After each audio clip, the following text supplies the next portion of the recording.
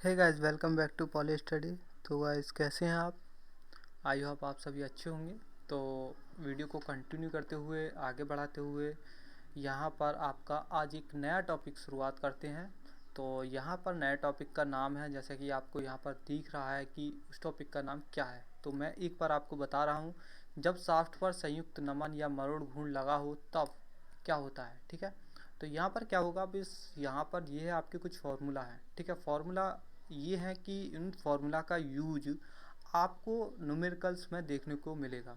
ठीक है, तो उन फार्मूले को आप अच्छे से अपनी नोटबुक में उतार लें, और नोटबुक में उतारने के बाद क्या करना है, आपको न्यूमेरिकल्स जो सूत्र आएंगे उनको याद करना है। ठीक है, याद करने से क्या होगा कि आपको न्यूमेरिकल्स में आपको आसानी मिलेगी। ठीक है, क्या होगी, आसानी मिलेगी। तो यहाँ पर क्या है, आपका पहला टॉपिक है, जब शाफ्ट पर केवल संयुक्त नमन, ठीक है, क्या हो, संयुक्त नमन।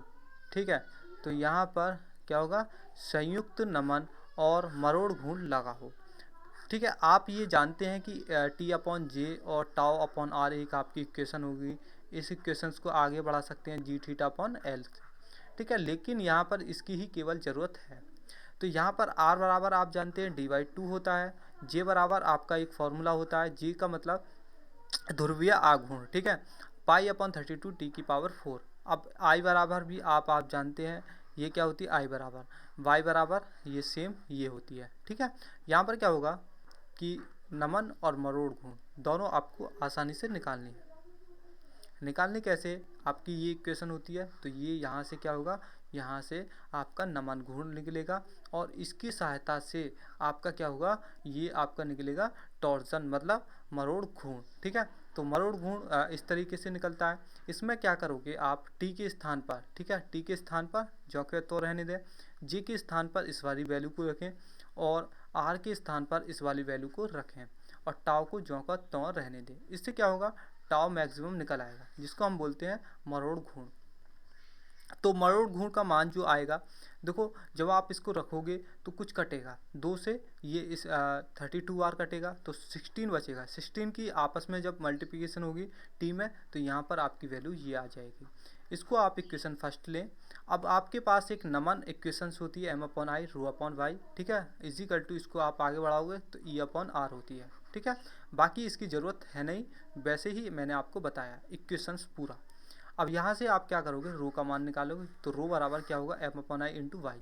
अब इन दोनों वैल्यूज़ का मान रखोगे, मान रखने के बाद आपके पास ये प्राप्त हो जाएगा। इसको आप इक्वेशन सेकंड मान लें। उसके बाद क्या होगा, पुनः हम जानते हैं कि अधिकतम मुख्य प्रतिबल का मान, ठीक है, ये होता है। ये आपको मैं पीछे पढ़ा चुका हूँ, इसका एक पूरा फॉर्मूला था, वो ही मैंने यहाँ पर रखा है। अधिकतम मुख्य प्रतिबल रो बराबर 1/2 rho x plus rho y plus rho x minus rho y का स्क्वायर प्लस 4 टाउ स्क्वायर। ये आपका पीछे मैं फॉर्मूले को समझा भी चुका हूँ। ठीक है, अधिकतम मुख्य प्रतिबल जब हमने सिद्धांत समझे थे ना, 5 सिद्धांत, तो वहाँ पर ही मैंने ये पहला सिद्धांत था शायद या दूसरा। ठीक है, तो वो उसी सिद्धांत से यहाँ पर आपका एक फॉर्मूला निकल कर आया था, वो ही यहाँ पर रख दिया है। अब यहाँ पर जब हमने ये चीज़ रख दी है, तो रो एक्स बराबर हम यहाँ पर रो मान लेते हैं, और रो वाई को 0 के बराबर मान लेते हैं। ये हमने यहाँ पर माना है। जब मानने के बाद यहाँ पर आपको ये, जब इन दोनों वैल्यूज़ को इस वाले फॉर्मूले में यहाँ पर रखोगे, तो आपके पास ये प्राप्त होगा एक नया फॉर्मूला। इसको इक्वेशन थर्ड मान लें। इसी प्रकार क्या करेंगे, न्यूनतम प्रतिबल, न्यूनतम से मतलब है नेगेटिव, मतलब जो अधिकतम है वो पॉजिटिव होगा इनके बीच में, बाकी इसमें कुछ भी अंतर नहीं रहेगा। ठीक है, तो यहाँ पर आप डायरेक्ट इसको याद कर सकते हैं इस वाले को। ठीक है, यहाँ पर अंतर है कुछ, बस प्लस और माइनस का अंतर है। इस ये माइनस जब आएगा जब न्यूनतम प्रतिबल हो, जब अधिकतम प्रतिबल हो तो पॉजिटिव आपको मान लेना है। समझ में आ गया? अब आगे चलते हैं। आगे क्या है, आपका जो इक्वेशन थर्ड है और इक्वेशन फोर है, और इक्वेशन फर्स्ट और इक्वेशन सेकंड का मान रखने पर, ठीक है, तो वहाँ पर जो आपकी ये इक्वेशंस थी, ये वाली इक्वेशंस, ठीक है, इक्वेशन थर्ड, ठीक है, इक्वेशन फोर, ठीक है, इनमें क्या करोगे, इक्वेशन फर्स्ट सेकंड दोनों के मान को इन वाली इस वाली इक्वेशंस में रखोगे, इन दोनों वाली इक्वेशंस में। ठीक है, वही यहाँ पर हम कर रहे हैं। देखो यहाँ पर क्या होगा, रो वन कितना होगा, 1/2 32m अपॉन पाई डी की power 3 plus 32m upon pi D की power 3 plus 4 16t upon pi D की पावर 3 का स्क्वायर। ठीक है, पूरे का स्क्वायर।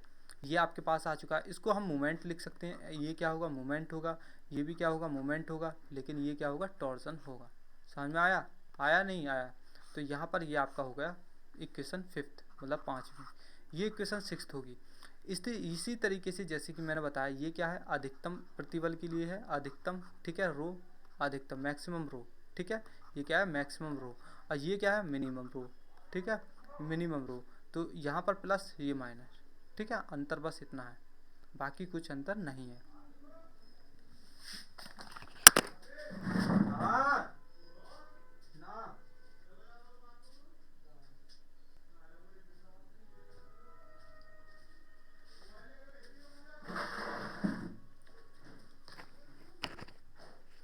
सो गाइस, यहाँ पर ये अगला टॉपिक है ये, ठीक है।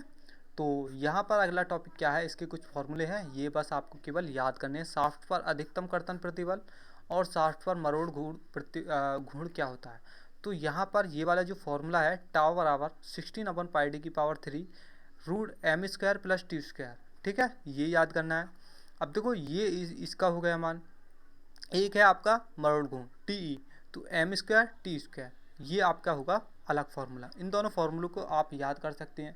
अब इन दोनों फार्मूले की सहायता से एक नया फार्मूला बन सकता है। जैसे कि ये टी ई का मान होता है, तो टाव 1 का मान क्या हो जाएगा, टाव 1 का मान हो जाएगा 16 TE/πd⁻³ एक नया फार्मूला क्या होगा, ये बन जाएगा। इसको मैंने अलग से वैसे लिख दिया है, ठीक है, ये वाला देखो, ये इसको हमने अलग से लिख दिया।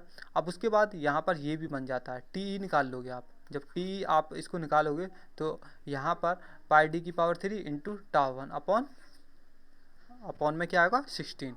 ये इस तरीके से आपका एक फार्मूला बन जाएगा।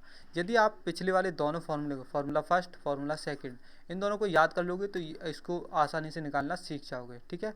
सीखना क्या है, ये है बस केवल, ठीक है। इन दोनों फार्मूले को आसानी से याद कर लेना और सीख जाओगे आगे, ठीक है।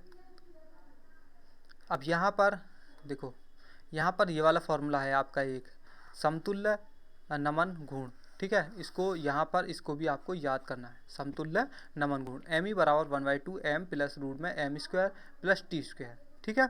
अब यहाँ पर क्या है, अब देखो मैंने एक चीज़ और यहाँ पर पढ़ी थी, ठीक है, ये चीज़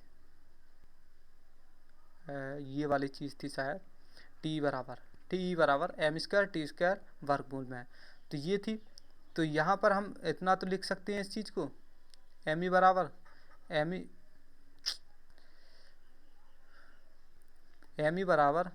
इसको इतना लिख सकते हैं 1/2 m प्लस टी, इतना लिख सकते हैं। एक फार्मूला आपके पास ये आ जाएगा। समझ में आया? इस तरीके से हम फार्मूला बनाना भी इससे सीख सकते हैं, लेकिन उससे पहले आपको ये फार्मूले याद होने चाहिए। इन फार्मूले को आप लिख लें, क्योंकि अब इसके बाद जितने भी न्यूमेरिकल्स हैं, जैसा कि आपके सामने ये वाला न्यूमेरिकल्स है, ठीक है, तो ये सभी इन फार्मूले की सहायता से हम करेंगे, ठीक है। इन क्वेश्चंस को अगली वीडियो में हम सॉल्व करेंगे, ठीक है। तो मिलते हैं नेक्स्ट वीडियो में। वीडियो को शेयर करना ना भूलें। Thank you.